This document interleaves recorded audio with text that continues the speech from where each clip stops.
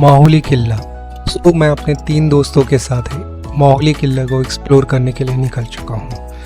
मेरे दोस्त थाने में ही रहते हैं, तो मैं आपको पूरी फूड की इंफॉर्मेशन आपको दूंगा, प्लस इसका बेस विलेज कौन सा है, ट्रांसपोर्टेशन के लिए आपको क्या क्या चीज़ फैसिलिटी मिलेगी, और आपको एक्सप्लोर करने के लिए सारी चीज़ें क्या क्या चीज़ कैरी करनी चाहिए, सब कुछ मैं आने वाली वीडियो में एक्सप्लेन करने वाला हूँ। तो माहुली किला है, माहुली किला आसनगांव में है और थाने का सबसे ऊंचा फोर्ट है। सो माहुली किला का बेस विलेज माहुली गांव है। माहुली फोर्ट का सबसे पास का रेलवे स्टेशन आसनगांव है। माहुली किले की ऊंचाई 2815 फीट है। अगर इस फोर्ट का ग्रेड मैं करूं तो मीडियम टू डिफ़िकल्ट फोर्ट है। इस फोर्ट को करने के लिए आपको बहुत ही इंडोरेंस लगेगा, आपके अंदर एनर्जी होनी चाहिए, और ये बिगनर के लिए ट्रैकिंग नहीं है। अगर हम माहुली किला आप कर रहे हैं तो एज ए बिगनर आप एक्सप्लोर कर सकते हैं, बट अगर आपको साथ में एक ही दिन में अगर भंडार दुर्ग करना है और पलसगढ़ भी करना है तो आपको ऑलमोस्ट तैयारी रखिए, 6 से 7 या 8 घंटे के लिए आपको एक्सप्लोर करने में लग जाएगा पूरा, अगर आप एक एक चीज़ एक्सप्लोर कर लें। माहुली किला, कल्याण दरवाज़ा, हनुमान दरवाज़ा, प्लस आपको दुर्ग भंडार भी एक्सप्लोर करना और पलसगढ़ भी एक्सप्लोर करना। मैंने इस किले में सिर्फ मैंने माहुली किला एक्सप्लोर किया, हनुमान दरवाज़ा एक्सप्लोर किया, प्लस मैं पलसगढ़ के लिए भी गया था। Due to shortage of time मैं पलसगढ़ कर नहीं पाया। नेक्स्ट टाइम मैं जब एक्सप्लोर करूँगा तो वो वीडियो भी मैं अपने लिंक में अपलोड कर दूँगा। सो माहुली किले को एक्सप्लोर करने के लिए अगर आप मुंबई से एक्सप्लोर कर रहे हैं तो 90 किलोमीटर की दूरी पे है। पुणे से अगर एक्सप्लोर कर रहे हैं तो लगभग 200 किलोमीटर की दूरी पे है, और अगर आप पास के शहर थाने में रहते हैं तो 52 किलोमीटर की दूरी पे है। आसनगांव सबसे नज़दीक का रेलवे स्टेशन है। अगर आप थाने और मुंबई से आ रहे हैं तो आपको स्लो लोकल कसारा की पकड़नी है। स्लो लोकल इसलिए बोल रहा हूँ क्योंकि कसारा रेलवे स्टेशन पे ही स्लो लोकल रुकती है। कसारा रेलवे स्टेशन पे आप उतरिए, जो भी यहाँ से आपके 2 रास्ते हो जाएंगे। Either you can take auto, जो कि उनका फिक्स प्राइस है, 250 रुपये लेते हैं और 3 से 4 लोगों को ही बिठाते हैं। सो इस ट्रिप का मैं अगर आपको बजट भी एक्सप्लेन करूं तो ऑलमोस्ट हम लोग 4 फ्रेंड्स थे, और हमारा इस ट्रिप का कॉस्ट, जो कि हमने डी-मार्ट के सामान लिए थे, स्नैक्स एंड ऑल, पानी and minimum budget trip plan करता हूं मैं। सो इसके लिए मैं सारा डिटेल्स आपको अपने लिंक में एक्सप्लेन कर दूंगा। प्लस माहुली किला को एक्सप्लोर करने के लिए मैं सबसे पहले स्लो लोकल पकड़ के, मैं थाने से स्लो लोकल मैंने कसारा के लिए पकड़ी, आसनगांव उतरा। आसनगांव उतरने के बाद सिंस आई नो दैट कि अगर आप आसनगांव रेलवे स्टेशन से ही अगर आप ऑटो पकड़ते हैं तो आपको ऑलमोस्ट 250 रुपये, जो कि फ़िक्स प्राइस है वन साइड का, जो कि ऑलमोस्ट 6-7 किलोमीटर की दूरी पे है। अगर आप मानस मंदिर तक किसी तक आ जाते हैं तो आपको मानस मंदिर से समथिंग अराउंड 3 किलोमीटर ही माहुली किला है। सो जो पैदल भी आ सकते हैं तो जो ट्रैकर्स है उनको 7 किलोमीटर ज़्यादा दूर नहीं पड़ेगा। अगर आप हाईवे के इस तरफ, आसनगांव के हाईवे के इस तरफ आ जाते हैं तो ऑलमोस्ट 200 में भी आप नेगोशिएट कर सकते हैं माहुली किले के लिए ऑटो का। सो हम लोग क्या किए थे कि पैदल आकर के आसनगांव से हाईवे के इस तरफ आए, और उसके बाद हमने ऑटो पकड़ा, तो हम लोग we got auto something around in 200 budget. मैं ऑलमोस्ट 1.5 से 2 घंटे के ट्रैक करने के बाद ऑलमोस्ट मैं शिखर पे पहुंच गया। ये है माहुली किले की आखिरी सीढ़ी, जो इसके पकड़ने के बाद मैं सीधा माहुली किले पे आ जाता हूँ। माहुली किले पे आने के बाद मैं सबसे पहले माहुली किले को एक्सप्लोर करता हूँ।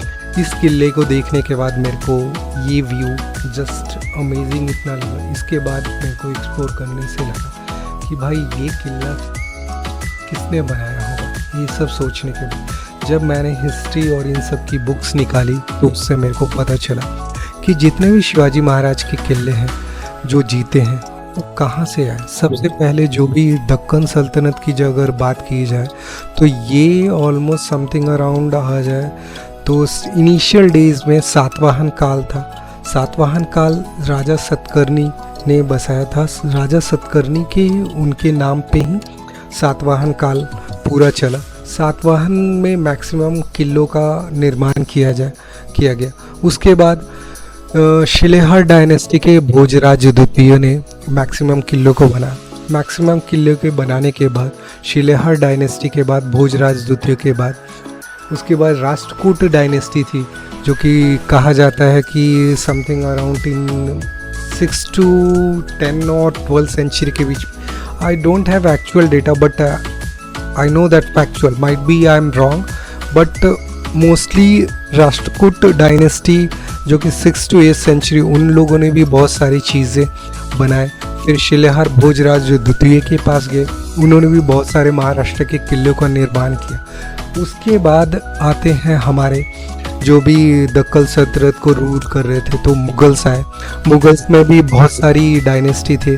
आदिल शाही, बीजापुर के आदिल शाही, अहमदनगर के निज़ाम शाही, फिर उसके बाद कुतुब शाही, इमाम शाही। सो इनके बीच में ही टसल रहती थी। तो शिवाजी महाराज के जो पिताजी थे शाहजी महाराज, छत्रपति शाहजी महाराज, तो शाहजी महाराज कभी निज़ाम शाही में थे, अगर निज़ाम शाही को ही निज़ाम शाही के रूल के अंडर काम किया, कभी उन्होंने आदिल शाही के रूल के अंडर काम किया। सो वो according to situation they switch, कभी आदिल शाही कभी निज़ाम शाही। सो निज़ाम शाही का मैक्सिमम जो ख़जाना था वो मोहाली फोर्ट में ही था।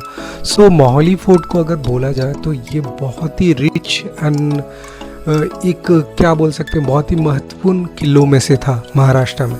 सो ये सब एक्सप्लोर करने के लिए मैं आ चुका हूँ Mohali fort. So almost something around Adil Shahi, Nizam Shahi के बाद ये किला शिवाजी महाराज ने जीत लिया। जीतने के बाद फिर इन्होंने जब पुरंदर की ट्रीटी हुई तो इस किले को वापस मुग़लों को सौंपना पड़ा। मुग़लों को ये किला सौंपने के बाद फिर से शिवाजी महाराज ने इस किले को जीता। उस किले को जीतने के बाद almost something around till the England's that east India company come till 1817, ये किला जो भी फोर्ट था मराठों के ही अंडर में था, under the rule of Peshwa के बोल सकते हैं आप। सो मोहाली किला छत्रपति शिवाजी महाराज के पिताजी ने इस किले पे कब्ज़ा किया था। प्लस जैसे मैंने बोल दिया था ये निज़ाम शाही के अंडर थे, फिर आदिल शाही के अंदर गए। तो उसके बीच में फिर इन लोगों ने जब इनको ट्रीटी साइन करनी पड़ी, प्लस इनको कभी कभी सहायता भी मांगनी पड़ी। तो जब इन्होंने अपनी सहायता इन लोगों से मांगी, पुर्तगालियों से, तो उन्होंने मना कर दिया। तो इनको क्या बोलते हैं, आत्मसमर्पण के अलावा कुछ और दूसरा इलाज नहीं था। तो ये सारी चीज़ें हो गई। उसके बाद मैं बताता हूँ कि मैं ये हनुमान दरवाज़ा एक्सप्लोर करने गया। हनुमान दरवाज़ा एक्सप्लोर करने के लिए यहाँ पे भी पानी रहता है, बट इसको एक्सप्लोर करने के लिए आपको प्रॉपर गाइड चाहिए। नहीं तो लोकल पीपल अगर ट्रैक पे आए हैं एक्सप्लोर कर, तो उनकी मदद से ही एक्सप्लोर कर जाए, क्योंकि यहाँ पे अगर आप देखेंगे तो लैडर भी बहुत टूटा हुआ है। सो इस किले को एक्सप्लोर करने के बाद, हनुमान दरवाज़ा एक्सप्लोर करने के बाद मैंने वाटर रिफ़िल किया। उसके बाद मैं निकल चुका पलसगढ़ के लिए। पलसगढ़ तो एक दिन में एक्सप्लोर करना डिफ़िकल्ट था, तो मैं वाया कल्याण दरवाज़ा एक्सप्लोर करके मैं दुर्ग भंडार की तरफ निकल चुका। दुर्ग भंडार एक्सप्लोर किया मैंने। दुर्ग भंडार किले को एक्सप्लोर करने सबसे जो इम्पोर्टेंट पार्ट है, अगर आप मानसून में ये ट्रैक एक्सप्लोर कर रहे हैं तो आपको दुर्ग भंडार एक्सप्लोर करना ही करना चाहिए, क्योंकि दुर्ग भंडार से ही जो आपको वजीर पिनाकल और जो भी आसपास के जो फोर्ट्स दिखेंगे, वो व्यू आप कभी भी इवन समर डेज़ में आप एक्सपीरियंस नहीं कर सकते। और जो भी ट्रैकर्स आए थे, मैंने देखा जो अपने टेंट जितने भी ये पिच इन किया, उन लोगों ने दुर्ग भंडार पे ही एक्सप्लोर किया। इधर का ब्यूटी देखने के बाद मेरे को लगा कि जितना भी मैंने 5-6 घंटे की चढ़ाई करके मैं एक्सप्लोर करने के लिए मोहाली किला आया, सो ये worth doing all those things. मैं अपने दोस्तों के साथ आ चुका था दुर्ग भंडार पे। एवरीवन इज़ टायर्ड और फ्रस्ट्रेटेड थे। अभी तक हम लोगों ने खाना वीना कुछ नहीं खाया था, ऑलमोस्ट पानी पे ही थे। सो दुर्ग भंडार आने के बाद वहाँ पे हम लोगों ने वाटर रिफ़िल किया। रिफ़िल करने के बाद हम लोगों ने खाना पीना खाया और खाना पीना खाने के बाद हम लोग निकल चुके दुर्ग भंडार को एक्सप्लोर करने के लिए। दुर्ग भंडार को एक्सप्लोर करने के लिए आपको पहले मोहली किला एक्सप्लोर करना है। मोहली किले में आपने शिव मंदिर एक्सप्लोर कर दिया। शिव मंदिर पे ही अगर आपको स्टे करना है तो वहाँ पे आपको 3-4 केव्स भी है। केव्स पे आप स्टे भी कर सकते हो। जैसे मैंने बताया कि दुर्ग भंडार पे जैसे ही मैं एक्सप्लोर करने आया तो वहाँ पे देखा 5-6 लोगों ने टेंट लगा के पिचिंग कर दिया और वहाँ पे ही खाना पीना बना रहे हैं। This is the best part कि अगर कोई भी एक्सप्लोर करने आ रहा है तो दुर्ग भंडार पे ही एक्सप्लोर कीजिए। यहाँ पे इन लोगों ने आग वाग भी जला ली थी, खाना वाना भी बना रहे हैं, टेंट भी पिचिंग कर दी। हल्की हल्की बारिश हो रही थी और मैक्सिमम लोग पूरा जो भी वेदर है और मानसून का एकदम मज़ा ले रहे थे। सो जितना भी अगर अब शिवाजी महाराज के गढ़ किले हो, जो बोलते हैं ना मानसून में क्यों मैक्सिमम लोग एक्सप्लोर करते हैं, क्योंकि जो भी होता है जो शिवाजी महाराज के गढ़ किले हैं, मानसून में जो भी ब्यूटी है वो 5x हो जाती है।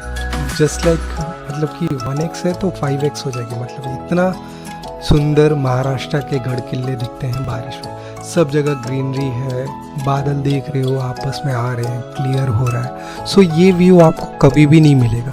सो मेरा मानना है कि जितने भी आप फोर्ट्स एक्सप्लोर कर रहे हो मानसून में ही एक्सप्लोर कीजिए। इट्स डिपेंड अपॉन यू कि यस थोड़ी डिफ़िकल्टी है कि टेंट आप लगा नहीं सकते हो, कैंपिंग नहीं कर सकते, बट जो मैंने व्यू देखा इसके बाद लगा कि यार क्या व्यू है, ये व्यू को आप मिस नहीं करना चाहेंगे कभी भी। सो ये सारी चीज़ें एक्सप्लोर करने के लिए मैं वो ऑलमोस्ट 7-8 आवर्स चढ़ के आना, ट्रैक करना और ये व्यू को एक्सप्लोर करना, that is worth watching this. आप देखिए इस वीडियो को और एक्सप्लेन कीजिए और मेस्मराइज कीजिए और बताइए कि ये फोर्ट को आप एक्सप्लोर करने कब जा रहे हैं। Thank you for watching this video. Kindly stay tuned to my channel to get more information regarding trekking and hiking. Video को enjoy कीजिए। Thank you.